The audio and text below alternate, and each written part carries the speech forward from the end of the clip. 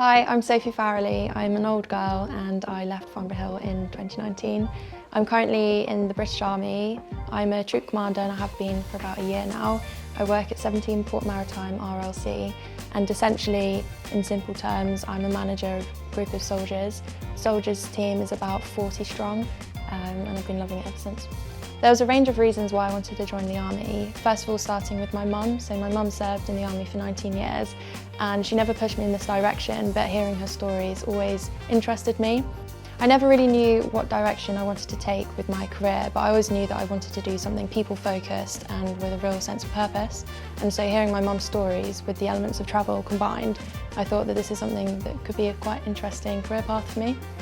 So I started the army journey when I was in sixth form at Farnborough Hill, and my mum had made me aware of a sixth form scholarship possibility. So in order to join the army, you have to do something called AOSB, Army Officer Selection Board, which is roughly 3 days long, and you can do it when you're 16 instead. And my mum essentially said, if you do it now, it looks quite good for your CV and it kind of bulks it up a bit looking forwards. I was awarded a scholarship, so it was a sixth form scholarship at the time, which I then upgraded to something called a STEM scholarship or a technical scholarship, which is where the army can give you several different types of bursaries.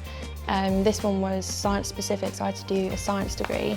And they sponsor you through, you then do your 3 years of service, and whilst you're at university you do something called University Officer Training Corps. So I did that with Cambridge University. I was at UEA in Norwich at the time, studying biomedicine.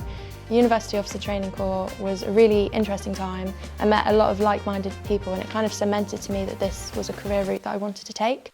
Upon completing university, I then went straight into Sandhurst, so the Royal Military Academy Sandhurst. The year presented me with a lot of challenges, but it was really good for a sense of personal growth.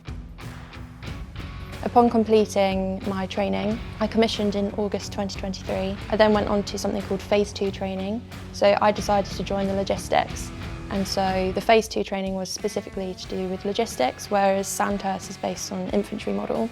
And then I came here to Marchwood, so it's called Macmillan Barracks. So the special thing about this regiment is that it's very niche. The trades here are very specific, very unique, and it's the only place in the UK where port operators, mariners and the like operate.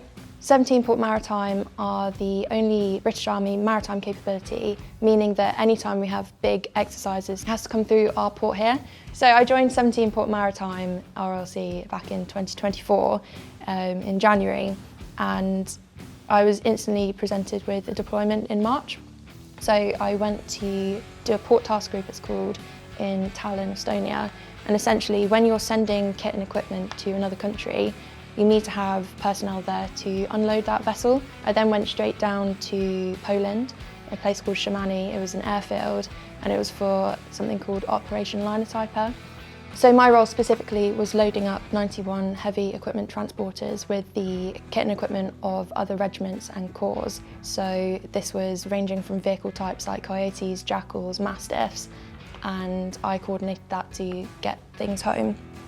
Following on from this deployment, I went back out in May time and I went on something called Operation Underhill. Operation Underhill was a very unique experience because we worked as an attachment to the Royal Marines, and we went to Cyprus and we were planning up essentially a humanitarian aid operation where the idea was we would go on the beaches of Gaza and help to deliver humanitarian aid. Unfortunately it fell through, but it was a really valuable experience working with the Marines and also working on a real-time operation. And I think that's why, even though Sandhurst, the year that it was challenging, it kind of did prep me for these situations, so I'm entirely grateful for that. And I think that Farnborough Hill, being the supportive environment that it was, allowed me to look out for soldiers on a slightly stressful environment too. So joining the barracks, joining Macmillan Barracks, I didn't know what to expect because, you know, back at sixth form, it was an all-girls school. I then went to university where obviously it's mixed, but I mostly lived with girls there, and then suddenly you're thrown into an environment which is mostly male-dominated. I had no idea what I was throwing myself into, but what I'd say is that even though you are essentially a woman in a man's world, you don't necessarily feel like that, and It's a massively supportive environment, and I'd say that the confidence and resilience that Farnborough Hill builds you with back at school or sixth form definitely prepares you for environments like this, to the point where I don't even really think about the fact that I'm the only female in the room, and so for that I'm entirely grateful. But yeah, a typical day in the barracks or a typical day at work, I wouldn't really be able to summarise for you, because every day has been so different and no 2 days have been the same. And that's what I love about the job, because it's so diverse, and that's something that was so attractive to me, because like I've said before, I've always been a bit more generalist, and therefore this environment is absolutely perfect, because I'll come into work and it'll be something completely different. So I might have like a normal week at work where I'm working in my office. You know, I'll be working with my soldiers, making sure that their welfare is okay, or that they've got the correct training, or, you know, shipping because they work down in the port. But even on these days, things change, and we've got a whole array of things that come through my inbox. But yes, I do really enjoy what I do, because no 2 days are the same. It brings such diversity, new challenges, new opportunities, and there's no way I could have predicted what year I've just had, because the opportunities are so vast. So going forwards into this new year now, I have a little bit of an idea of what my forecast looks like, but I'd be excited to kind of look back a year from now and see what I've got up to. What I also absolutely adore about the job is that there's a lot of opportunity to do adventurous training and sports. I'm the team captain of the regiment's hockey, netball and alpine ski team. Each of the sports have been unique in what they've given me. So hockey, I haven't necessarily been the biggest hockey player, but it was a chance for me to learn a new skill and a new sport, but also meet new people through it. With netball, I've been really, really lucky, because I was allowed to go on a netball tour to Cape Town recently.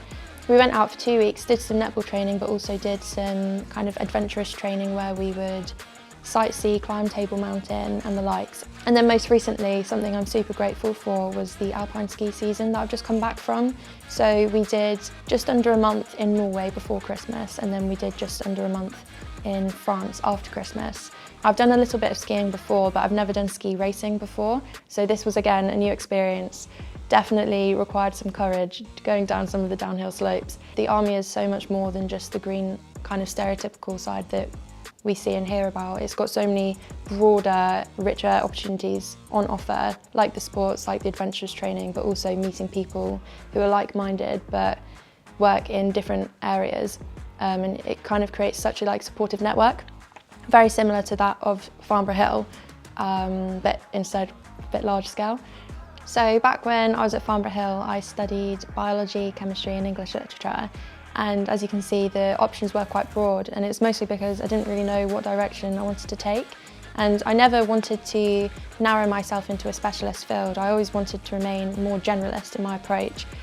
And I would say that the army is definitely a generalist career, but you can be as specialist or as generalist as you want. The option is there.